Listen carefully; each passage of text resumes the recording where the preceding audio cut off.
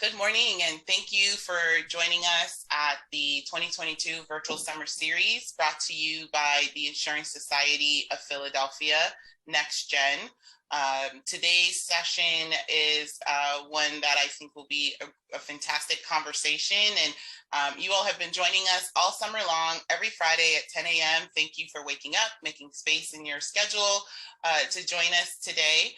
And before we start, I'll do a little housekeeping.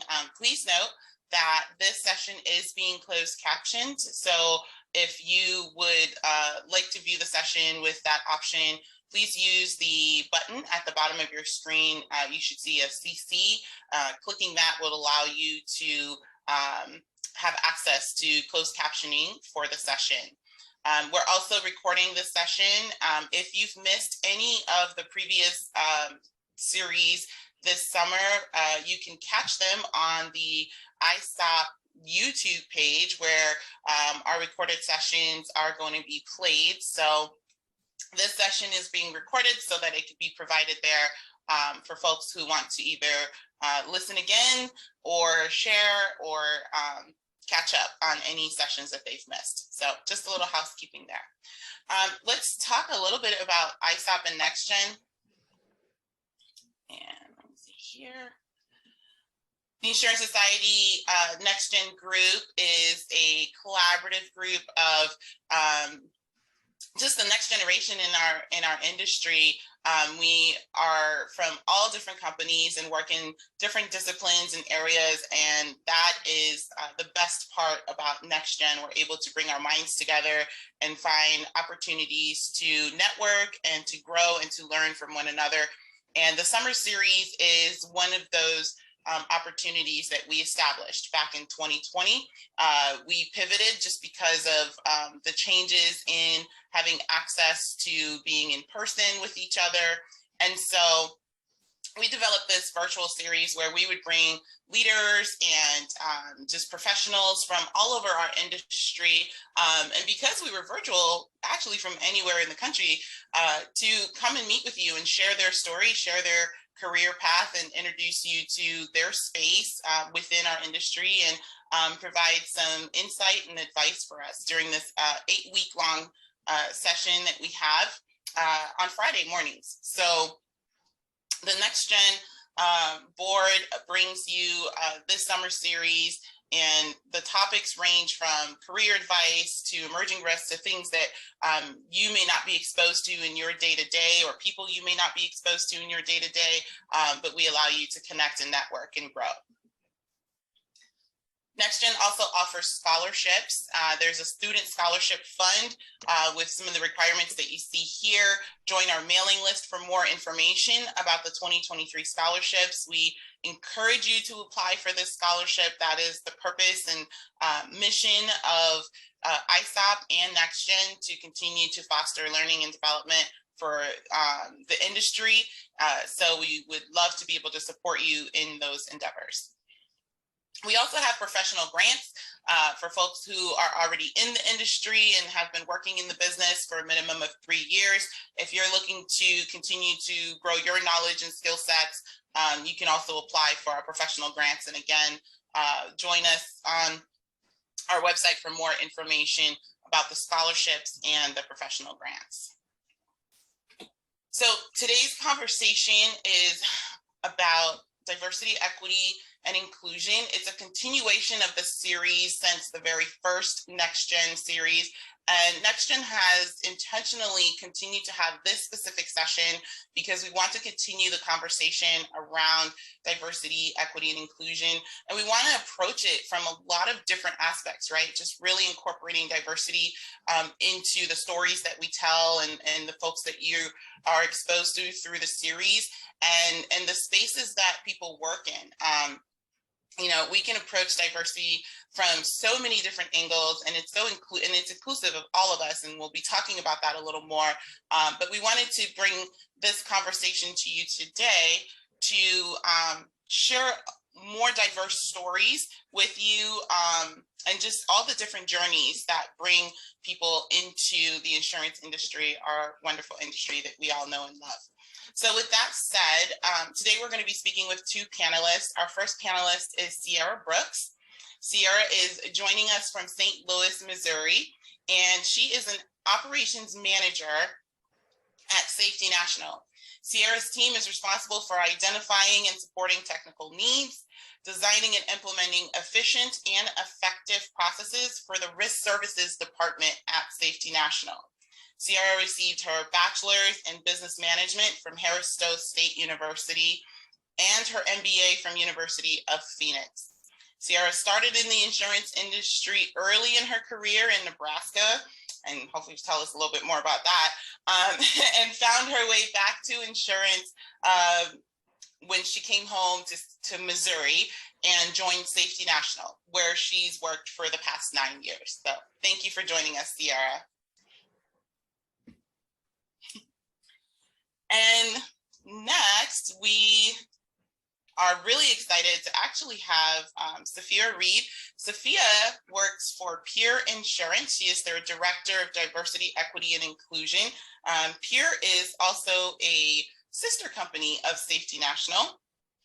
Originally from Brooklyn, New York, Safiya made Atlanta home when she moved there to attain her Bachelor in Economics and Master's in Communication from Spelman College and Georgia State University.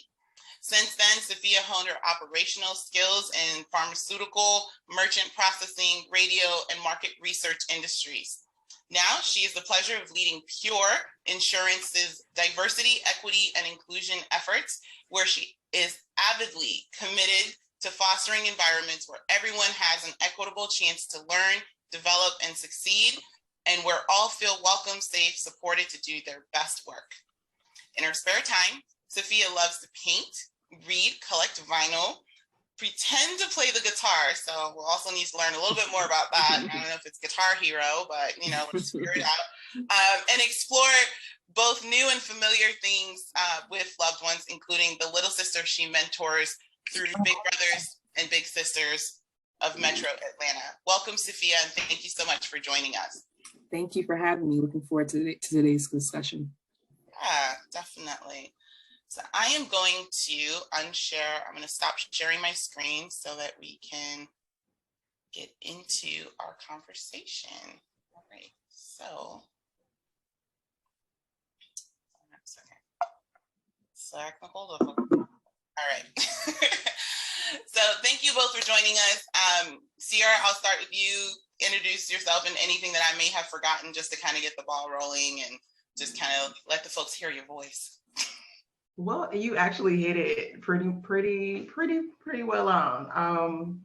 Like Maryann said, I went to a local HBCU here in St. Louis area, the Harris-Stowe State University.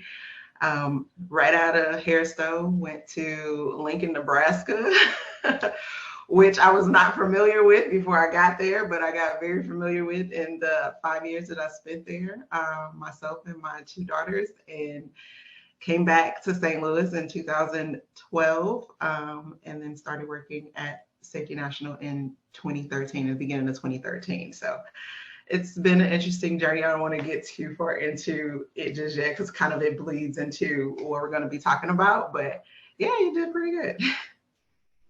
Oh, Safiya, anything you want to add to your introduction to the audience here? No, you did a good job. And it is a real guitar. I'm just I'm trying. I sat down with like a John Mayer song and thought that was going to be the right choice to for a new beginner, and it wasn't. So. Oh man. Awesome. All right. Well, so one of the cool things, and again, we talk about, just making sure I'm not mute.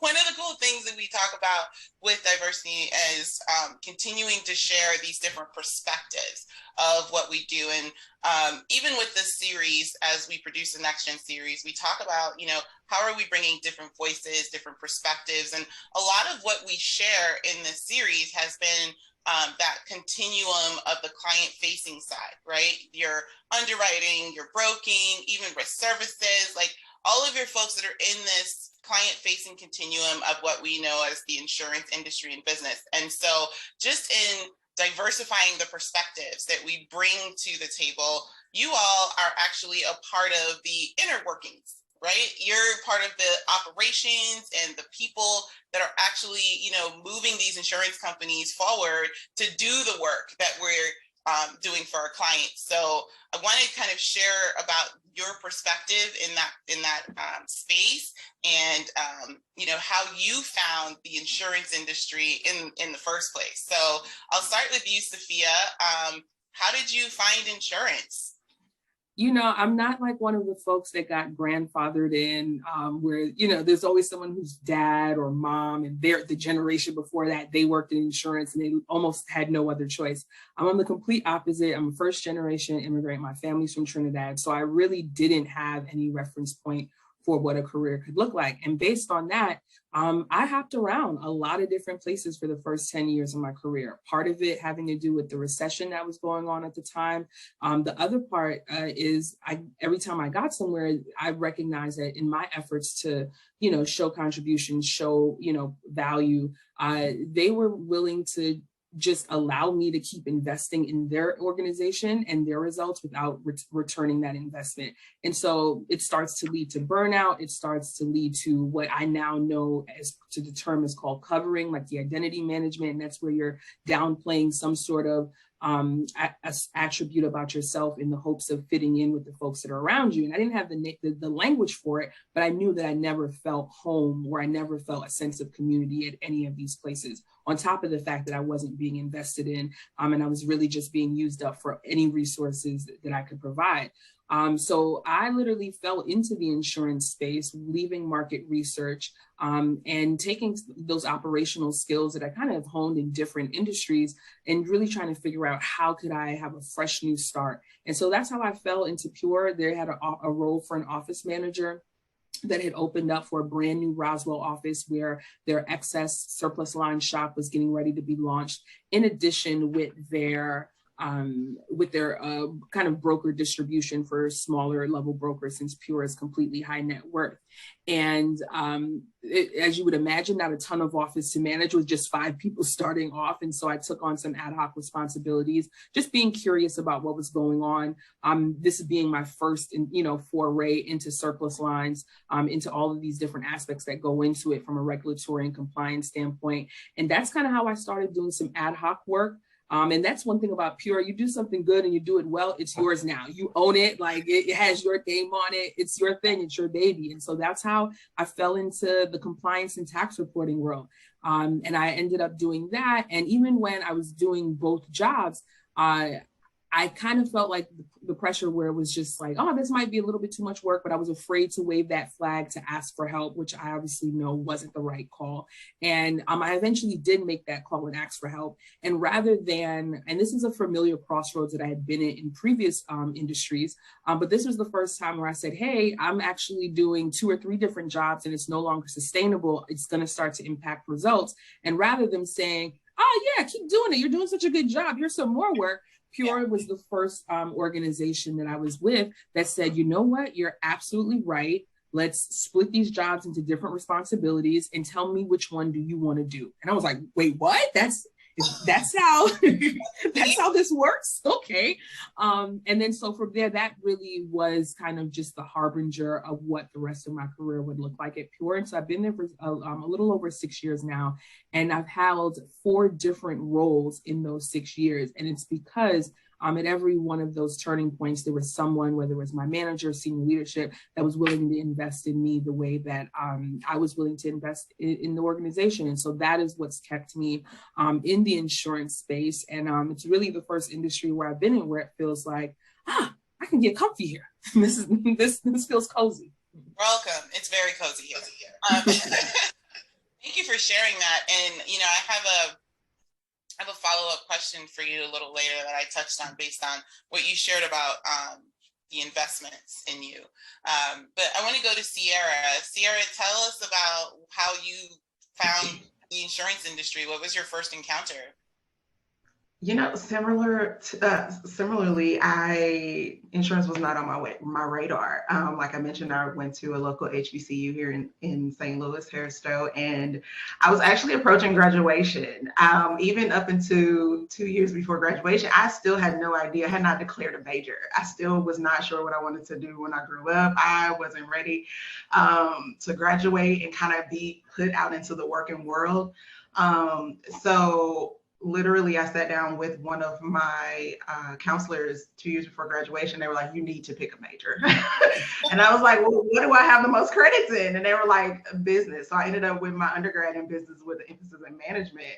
And then when I graduated, still didn't know what I wanted to do. So when Harris-Stowe would do a lot of recruitment events where organizations would come to Harris-Stowe and recruit the graduates or pending graduates from straight out of college. And so that's what happened. I went to the recruiting event, again, not knowing what I needed to do, just having a bunch of resumes. One of an advocate that I had at the school, who was not a counselor, she was just someone who knew me the whole time I had been there, kind of watched me grow up. She was like, listen, you need to go over here to this table. This is State Farm. The lady that's at that table, she's my sorority sister. I already told her about you. Go talk to them and get a job. So that's kind of what happened. So I went over there, followed directions, went over and talked to the lady at State Farm, and that's how I got into the industry. They recruited me straight out of college. Did my interviews. They flew me to Lincoln, Nebraska. I always tell a funny story and tell them that I kind of got set up a little bit because when I flew down there, if you ever been to Lincoln, Nebraska, it's a college town. So I flew down there. College school was still in. So I was like, I can do this. This is a great thing. I got there 6 weeks later, literally nobody was there because all of the college students were gone. And I was like, where are the people? So I went, found some great people, a great community there. And that's how I started. I started in auto claims at State Farm. I hated it. Absolutely hated it. Worked in auto claims for about 2 years. When I left State Farm, I said I would never work in insurance again. That it was like washing my hands of it, and because that was the only exposure to insurance that I had in the auto claim space. Even in a company as big as State Farm, it was very segregated how we were exposed to different pieces of the industry. And so when I left, I was like, I don't want to do it anymore. And even into the sales part of it, the only thing I had been exposed to is State Farm agents. So I knew that route, and I knew I didn't ever want to do that because I've always been someone who likes to see how things function in the background. So I never wanted to be client facing, and I knew that I didn't want to do that. But I was like, if I got to talk to people on the phone all day or be client facing, this ain't the industry for me. So I decided to leave, and I took a route along a lot of different places. I did a lot of different things that were completely outside of the insurance industry, and other things. And then once I came back to St. Louis in 2012, in May of 2012, of course, now I'm back home, but now I need a job. So I came back, and when I came back, I reached out to an agency that I worked with when I was in undergrad, to a temporary agency. And that particular temp agency, I did a couple jobs through them. They knew I wanted something full time. But at the time, they didn't have anything that they felt fit me full time. It was a great agency. I would recommend that anybody go to them here in the St. Louis area. And what they did was they called me and they were like, listen, I know you want something full time. However, this company, they don't have anything full time right now, but they're really good with hiring people that have temped for them. And they have a temporary position. It's only about 6 weeks. It's for maternity leave. And I was like, I don't want to do that. And I was like, well, what is this company? I've never heard of Safety National. And I'm from St. Louis. I've been in St. Louis my entire life. Safety National has been here my entire life, but I had never heard of the company. And so I was like, okay, fine. I need something. I need to continue to generate income. So I went. for the 6-week maternity leave. The person that I was temping for, she decided not to come back, and it was her first baby. She wanted to stay home, and I applied for the job and I got it. So that's how I kind of came into the insurance industry, and I learned what I was supposed to be doing within a 2-week span. So there was no like onboarding, there was no getting to know the industry, there was no getting to know your job. It was like, you got 2 weeks to cram all of this into your brain and figure it out the rest. And so that's what I did. And 9.5 years later, I'm still in the same risk services department. And I've kind of grown my career from there. Awesome. Thank you. Wow. That quite a story. So we've got a lot of students that are on the line, and folks in their career. So it's really good to hear you kind of talk about leveraging job fairs, you know, being recruited right out of school, and you know, just that whole aspect of the fact that, hey, I didn't know what I wanted to do, but you know, I found my path, and so that's really great. I had real quick failed to introduce myself, but just real quick for everybody, Maryann Hoff, my name's on the screen. I am I'm on the board of directors for the Insurance Society of Philadelphia. So that's who I am real quick. And if you guys have questions for our panelists, please use the chat feature to ask them questions about their experiences. We'll look at the chat and share some of your questions with our panelists to get them answers, to get their answers. So Safiya, you kind of shared about your path in that starting as an office manager and, you know, working your way into these different spaces. Both of you come to the insurance industry not like with a risk management degree, as we're so fond of now, but more from that business and organizational kind of aspect. How did your majors, and remind us what you majored in, Ciara, you just did, but how did college or your majors prepare you for the work that you're doing now in insurance? I had a glowing statement that said my economics degree is serving me so well. But the fact of the matter is I graduated in 2007 with the econ degree, and we never even talked about the impending recession that came a year later. So like, no, absolutely not. I'm thankful for the degree. I think if more than anything, you know, I'd probably bring all of my econ professors to shame if I had to sit here and just talk about the fundamentals of macro and microeconomics. Like it's going to be shaky and dicey. But what they did teach me, and that what has served me well, is being curious, knowing how to research, knowing how to ask the questions that aren't being asked, and then outside of and then having the confidence and the boldness to do that. Outside of the classroom and the actual coursework, I think a lot of those events that you don't think about it at the time, or like those networking mixers that, when you are in college and you have organizations that are coming to you to recruit you, to court you, there will likely never be a time in your career where you have that much access, like that kind of close, intimate access to that many organizations all at one time, whose explicit purpose is there to get to know you and get you started off into your career. And so I took advantage of a lot of those opportunities.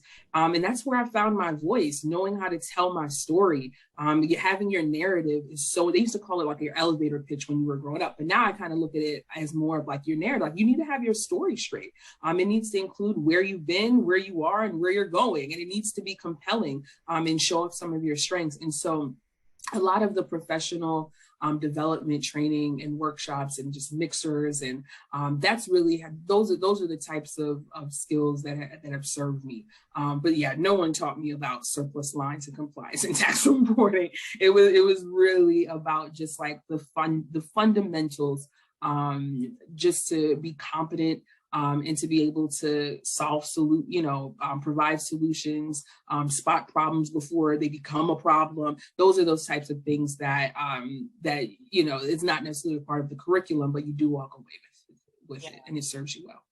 Thank you. Yeah.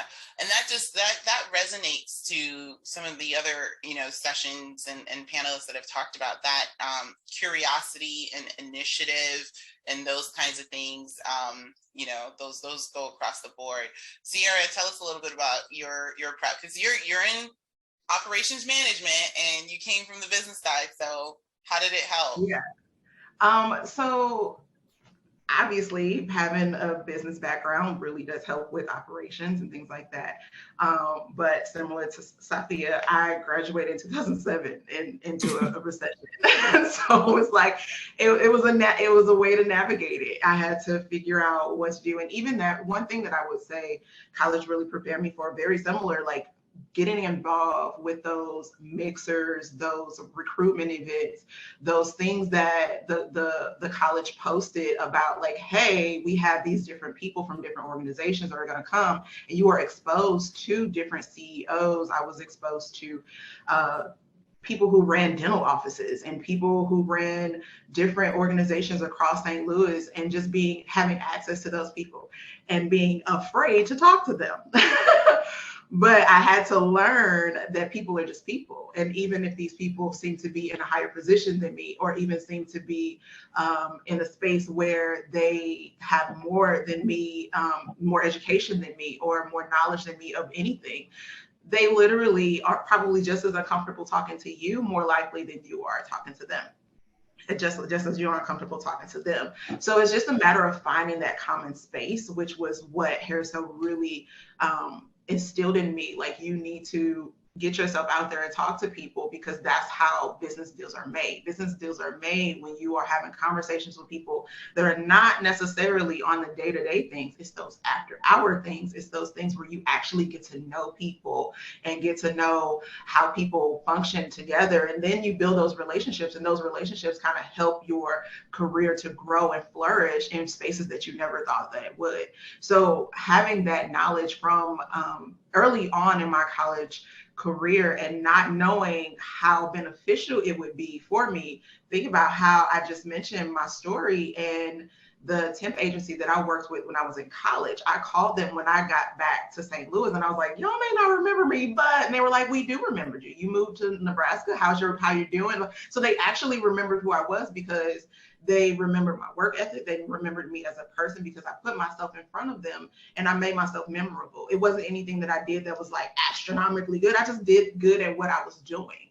Even if it wasn't what I wanted to do, I showed them that I'm still a good person to put in different positions. I can represent your agency well. And so they were willing to send me to all types of different places until I found my right fit. So I think that was the biggest thing that I learned in college as going into any type of industry.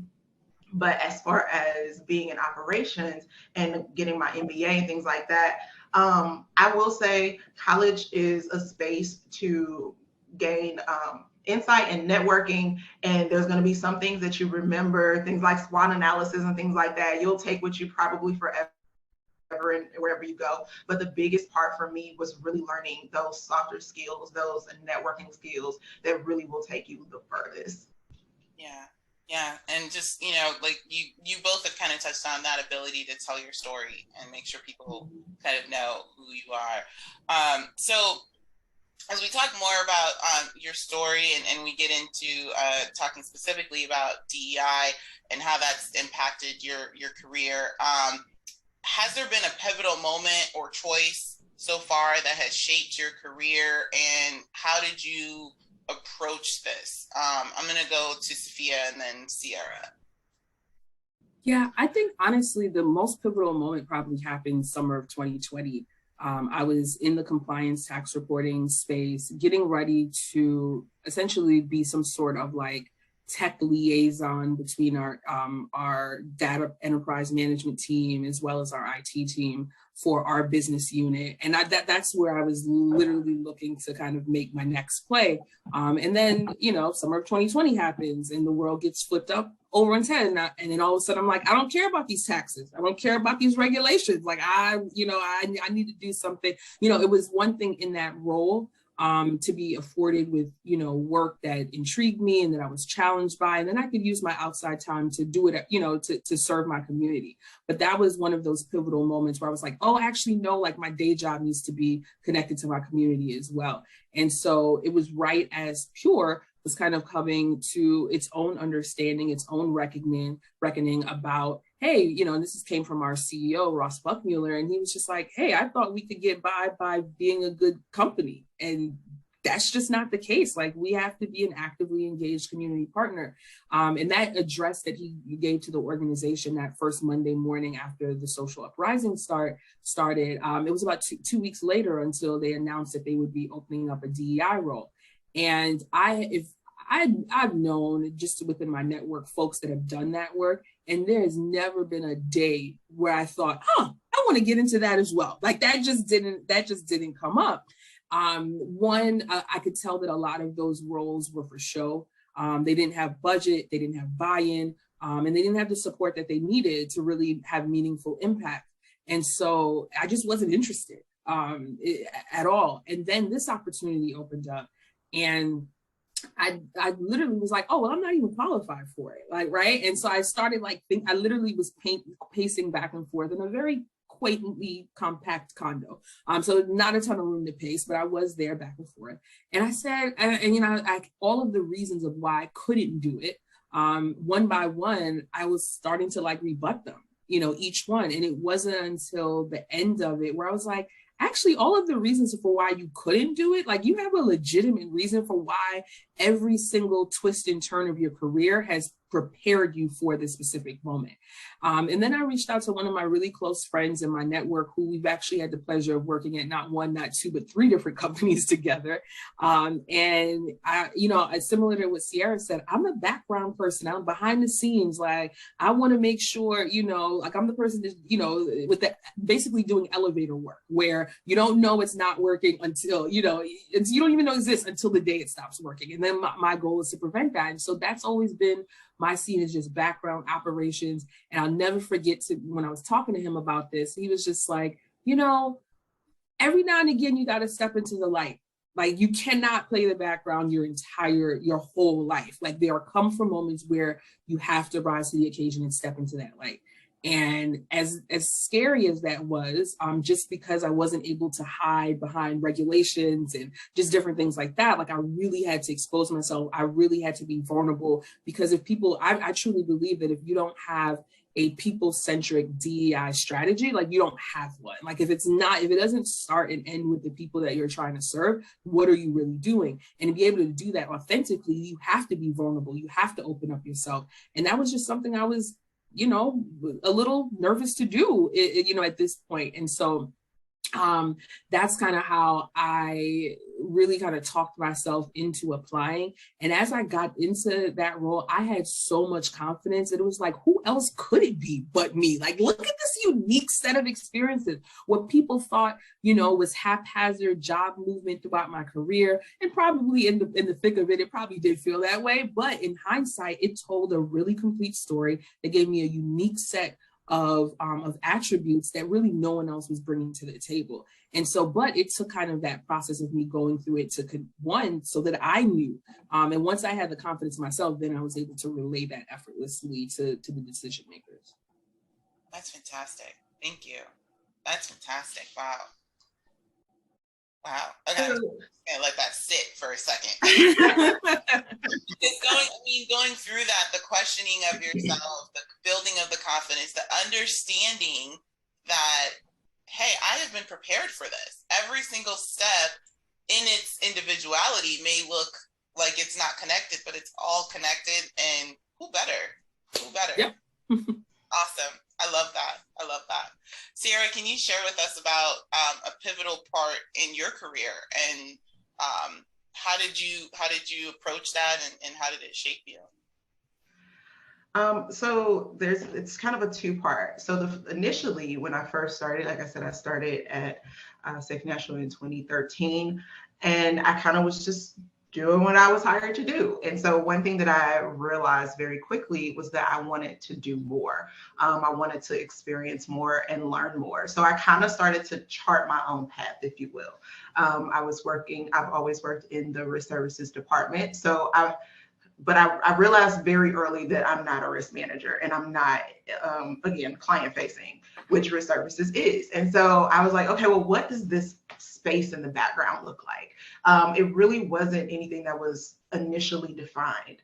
And so I kind of had to define it along the way. And so making that decision to constantly being able and willing to be put in spaces where I was exposed to the IT department, where I was exposed to the business development department, where I was exposed to the different people across the organization that did different things that were not client facing. And being in those spaces really allowed me to really navigate and kind of like chart my own path. And then 2020 happened, very similar to Safiya. 2020 happened and I was like, all right, now I'm at home. I'm at home and I'm working, and it's like, I don't have the people that kind of kept things engaged around me in the space. And so now I'm just like, all right, it's me and the little boy across the street that plays basketball outside every day. And this is the sounds and the noises that I'm hearing. So now I have to figure out, what is it now? And what does that look like? And then in walks Maryann Hoff as a mentor and as someone that was an advocate for me, and asking those hard questions of me, like, why aren't you doing this? And why isn't this? And I didn't have an answer. And so having someone that was working closely with you, that saw what I was doing and saw how I was beneficial to the organization as well as the department, and asking me those questions that forced me to expand who I was in the space that I was. And so that, I feel like, was the most pivotal moment for me, because it kind of forced me outside of my comfort zone and having those hard conversations that I was not necessarily not willing to have, but I wasn't really wanting to initiate. And so having someone who started to ask me those questions about what I was doing and how I was doing it made me start to think about, okay, well, what does my career look like? And what does the next step for me look like? And am I satisfied here, or do I want to go into, say, a management space? Because at the time I was not yet. And so having a mentor and an advocate in spaces that your name is being brought up, or your name can be brought up, really helps to kind of expand who you are within the industry. So I would say that was probably the most pivotal thing for me as far as my career, was being connected to a mentor and being connected to an advocate that can help me be seen even more in the spaces that I may not necessarily have access to. Thanks. That's cool. That's cool. So let's talk about, Safiya brought up an interesting point that I made a note of when she talked about being invested in, and feeling like she had that investment being made into her. And I wanted to know kind of, what does that look like? Because obviously, there probably were some challenges that you all faced as you started in your career. And so can you share a little bit about that, with either the challenges you faced and what that investment looked like to you from the organization to allow you to be able to grow and flourish as you have? I'll go to you first, Safiya, and then back to Ciara. Well, yeah, there's no, when I think about investments, it really does span a pretty vast space. I think about not just, if something is simple and as financial and monetary, that Pure pays $100 every month towards our student loans, right? And so certainly little things like that, like when you're coming out of school and you're worried about finances, like that, it used to blow my mind when I was starting off.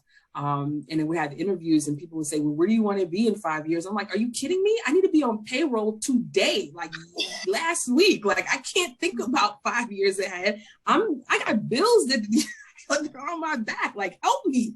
Give me a job, put me on payroll. Like, I can't. So that's always happened. But I think about those small monetary, little things like that. I think about, we have our tuition reimbursement, but we also have a separate budget called for passion courses, where it's completely entirely separate budget, where these are just courses that are non-work related and you just Pure pays for them. So through that, I've been able to take a narrative writing course. I've been able to take a documentary filmmaking workshop. I've done a painting class. One of them was a wine course where all we did, I was supposed to be learning about wines, but all we did was drink like 12 glasses of wine or sips of it every week for 6 weeks. There's so there's like investments in that way. And then I think you have more of the the intangible investments where, let's say I remember one particular time I was having a little difficulty with, I think it was like the premium AAL, like the AL ratio, like that. I used to do a lot of the metrics for our capital partner reporting. And I was having some trouble with the win premium and I just couldn't get it. And I was just like, just tell me the answer. I just want to put this to bed and get this report out. And my manager, who was the SVP of our operations at the time, I obviously I didn't say that, but that was definitely the energy I was giving off. And he sat with me and he explained it for not the first or the second. This was probably like the third or fourth time that I had gone through this conversation, taken notes, and it still wasn't grasping. And it was like little moments like that where he didn't just get up and get frustrated and just say, okay, just give it to me, let me just do it. Like, no, like he wanted me to learn how to fish and not just, just be provided with the information. So I think it's little moments like that that are like really good examples of extraordinary leadership, because it's really easy when you're going through the course of your day, you just want to get things done because there's so many competing priorities, where you can overlook moments like that, where you don't do the extra coaching, where you don't give the extra feedback. And those are just the moments where that made the difference with me, whether it was my immediate manager, whether it was senior leadership as well, that were also, they all kind of poured into me in these different ways. And they also acknowledged my contributions. Like I never had to worry about, I don't want to say this idea, someone's going to take it. Like, no, like ideas are welcomed, feedback is welcome. And it shows that I was really thinking about things and I really want to help meet the drive the outcome and the impact that we're trying to have. And so, so that's probably, like, there was a lot of different ways that I was invested in, but some financial and some was just time, which, is even more valuable, one could argue. Yeah, definitely. And obviously, Ciara, you talked about having a mentor, but, what does that investment look like in other ways for you to help you grow from your organization? For sure. One of the things that Safety National really does well is continuing education. So we do, Safety National does really allow its current employees to have that continuing education either through college or our internal platform, where we have an abundance of trainings and different things that allow us to enrich as an individual, personally as well as professionally. So I would encourage, if your organization has anything like that, to really get involved, really get in the weeds, take as many and as much training as you can, expose yourself to as much knowledge as you can, even if it doesn't seem like it's industry focused, it can still be very enriching.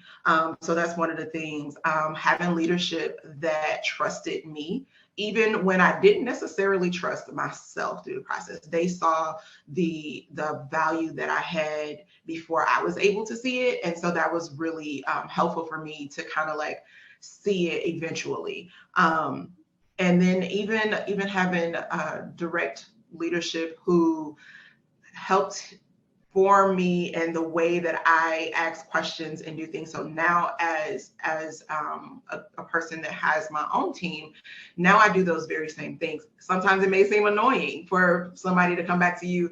And I remember specifically this one time I was having my direct supervisor review like an email or something. And he emailed it back to me and was like, "You're missing a comma." And I was like, "A comma? Why didn't you just put it in?" But it made me be more aware, and it made me think more about it and be like, okay, well, let me really look at this with a fine-tooth comb and not just kind of skim over it.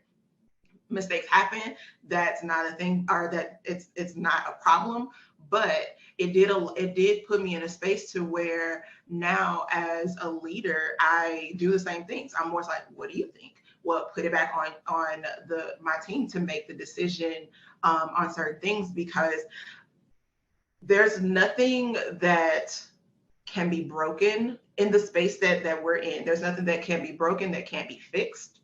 And there's nothing that you can mess up that will cost millions of dollars.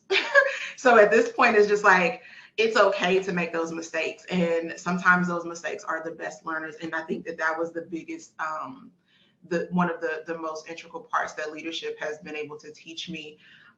One thing, kind of going back a little bit, that I had to realize is that, as I stated, I'm a background person. I enjoy being in the background. I don't need to be in front of people. I don't need to speak. I don't need to be at all. However, there's no light in the background. So a lot of time, those of us who prefer the background don't really get the visibility or the notoriety that we're due because we're in the background and we don't speak the loudest. We're not the loudest people in the room. So a lot of times we kind of get passive. So I would say having those people in leadership that kind of push you to the front, even when you're uncomfortable, getting you outside of that space. I've had leaders who have done that and it was like, I know you don't want to do this, but I think it'll be good exposure. And my rebuttal was, I don't want the exposure. However, the exposure allowed others in the company and in the industry to see that I was valuable and I do have great ideas and I do have these intriguing and questions that may not be asked by other people because I come from a different perspective. I'm coming from a business background in a space of operations. I'm not a risk manager. I'm not someone that is client facing. So when I ask the questions, it's not coming from the same thought process that they may have because I have a very diverse and very different upbringing, if you will, in the industry. So that was really helpful to me. And I think that was one of the challenges and a way that I was invested in to kind of like force me out of my comfort zone.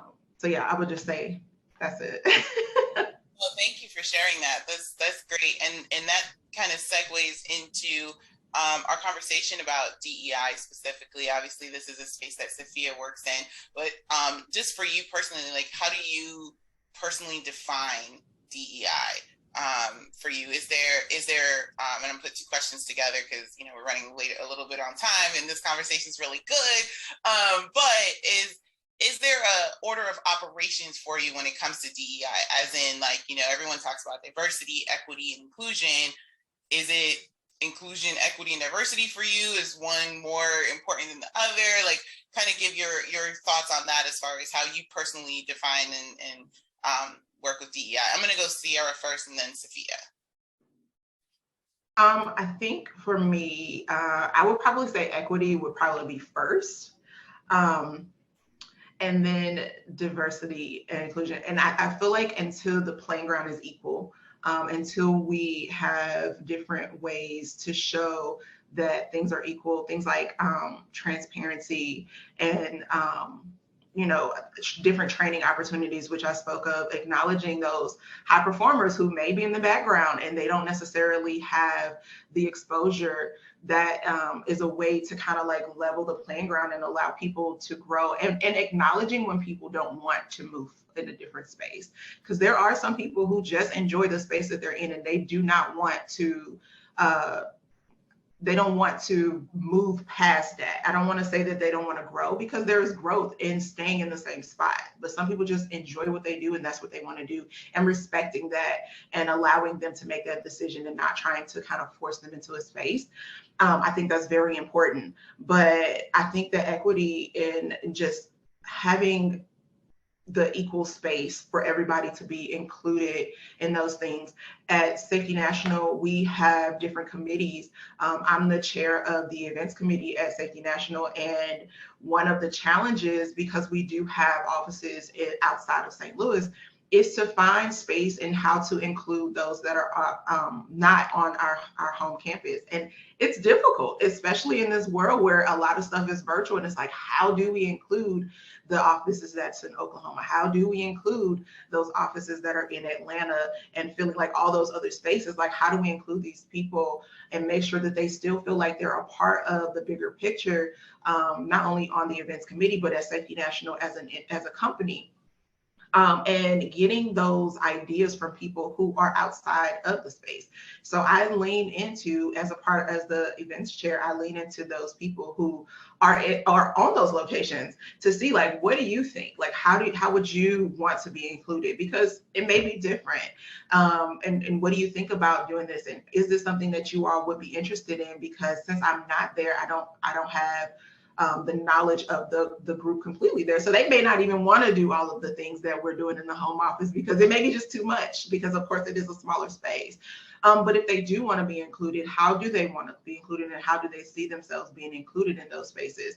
So I think just having those conversations and being open to having people that have diverse backgrounds and diverse thoughts. A lot of times we think about diversity and it's about what you can physically see.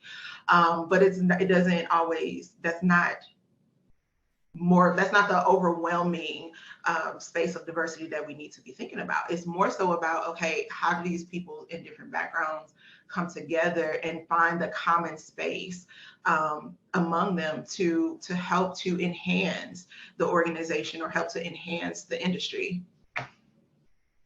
Thank you. Thanks for sharing that. Safiya? Yes, I think to Ciara's point, she is giving a perspective specifically of like state national, and I agree with that. But I think for me, I can give my example of Pure, but it's gonna be different than just DEI in general. Just because at the core of it, I think I mentioned it earlier, like it has to start and end with the people, and people are different everywhere you go. And so in Pure, it's going to be a different landscape than it is in Safety National or anywhere else. And so one of the first things that I did when I got into this role, when we were kind of building out the framework and trying to figure out and establish kind of where we are to identify a plan to kind of get us to bridge that gap between our reality and our aspiration, I went on a listening tour and I spoke to people across different functions, different departments, different management levels, everywhere from individual contributor all the way up to our executive committee, and really tried to get a pulse of the people. And so using the metrics that we have available to look at demographics within an organization, what I recognized was that, hey, Pure is a really inclusive space that thrives on equitable, fair outcomes. Are there points where we misstep? Yes. Do we address it as soon as it's brought to our attention or as soon as we audit it and look for it? Yes. And all this stuff is great, but we're really lacking diversity, right? Like across the board, like we are supposed to be representative of US demographics. We're a US based company, then our company should be representative of US demographics. And there was a huge gap in that. So diversity did become our first and foremost priority, because we recognized that the structures in place were there to help you thrive. And what that said to me was like, hey, maybe we're not doing the best of job of making sure that the opportunities that we have here available at Pure are being presented to people all across the board. And I think sometimes we think about diversity in this linear spaces as only being gender or ethnicity. Well, one of the things that I learned, this is why you have to be super agile in this role, and again, continue to have a pulse on the people, continue to be able to talk. I never thought about age diversity when I was building out this entire framework. It wasn't until we had a joint session between our Women's Leadership Council and our Black Employee Resource Group, where there was a woman on the call. She was like, hey, and Pure is a fairly young company. Like the average age is something like 33 or something like that. It's really young, especially for the insurance space. And so she was on the call and she said, I see all of these opportunities going along, leadership opportunities, development opportunities, and they're all being kind of marketed and promoted to kind of that early career graduate. And she was like, I'm 51, like I still got a whole lot of juice left in the tank. I still got a whole lot of opportunities, a whole lot of impact that I want to give. And that was just not something that I never thought about age. And so what did that lead me to do? I was like, okay, well, let me look at the last leadership program that we had with Tokyo Marine. And I looked at it by ethnicity, and I looked at it specifically by age of the last class. And I was actually the oldest person in the last class, and I was only like 34 at the time. Like, okay, that's not okay. And so we made sure that for the class after that, it was balanced by age. And we made sure that she was one of those people that was nominated to make sure that she would be able to attend. And so we increased the average age just in one cohort by something like 16 years, just from being intentional about it. And so that's why, like I said, with diversity, that's the key focus at Pure, not because it's the most important thing, but it's just because that's what Pure needs right now, today, at this current moment. Yeah, Thank you for sharing that.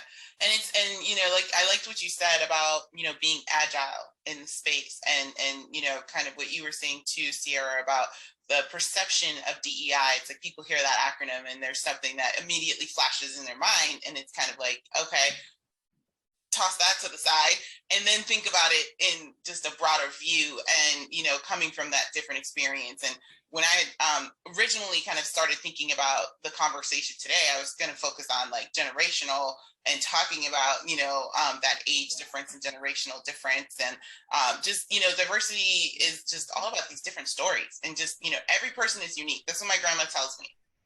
You're unique. There's no one like you in the world.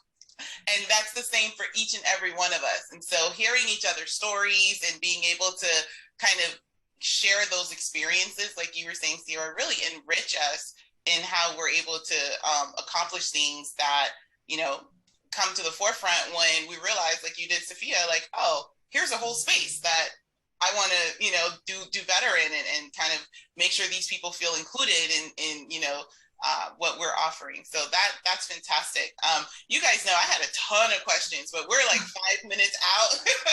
And so we could have, and this is part of why Next Gen, when we do the summer series or the speaker series, this is part of why I want us to continue this conversation, because it's important to just bring these topics and experiences and stories to the industry to enrich us. So we've got only a few minutes left, so I'm going to skip to like my last question off here, and that's just what would you say to someone looking to work in this field, and what advice would you give to them? So I'm going to start with Ciara, and then we'll finish off with Safiya. The first thing I would say is explore. Explore the industry. There's so many different spaces within the insurance industry that you would be able to tap into. So allow yourself, if you're just getting started, or if you're not quite, if you're still in college industry in the same space for a significant amount of years, open yourself up to other spaces. Allow yourself to maybe job shadow, do things like that. Find a mentor, someone that can advocate for you, or even someone who's in a different space than you that can kind of give you knowledge of what the industry looks like on other sides. Don't allow yourself to be so ingrained in the day-to-day that you don't allow yourself to expand and grow past what you're doing right now. I'm trying to keep it short because I know we're running low. But that's what I would give. Thank you. That's great advice. And then Safiya, go ahead. Oh, you're on mute. Yeah, mute. I knew it was going to happen at least once. Similar to what Ciara said, the being curious part, that has served me so well, and it continues to serve me. So always that. When we talk about like mentorship, I know sometimes it can be overwhelming. Like, how do I pick one? And how do I know that they're the right one? And it's almost like a courtship, like almost like dating or anything like that. Like you kind of have to approach it from that perspective. And I'll never forget, anytime I would ever go to our headquarters, my manager would always say, all right, well, let's sit down and talk about who you should meet with while you're up there. And I would just literally just reach out, you would give me this list, because again, he saw something in me that I didn't. And so it's always important to have someone like that. And he was like, oh, our new head of HR, why don't you go have, 15 minutes with her while you're up there? And, or the head of our IT or whatever. And so every time I went to White Plains, I would have these little meetings. And literally, it turns out, 2-3 years later, the head of HR that I had met for coffee that one time and then continued to meet each time, that would become my new boss. And that relationship and trust had already been established over the prior 2 years, just because I was in the habit, because I had that kind of leadership to say, hey, no, you need to go talk to this person, talk to that person, spend some time with them, do the work, do the research. So again, be curious, court a lot of people for mentors. Don't take the first one that's out there. See how the relationship naturally, organically kind of grows, and make sure that they see something in you that you don't see in yourself. Awesome. Thank you, everybody, so much. Add something real quick. Just because Safiya said it, I want to just say HR is not the scary place. I feel like HR space is kind of let out of like mentorship and like becoming like getting to know them because they're HR.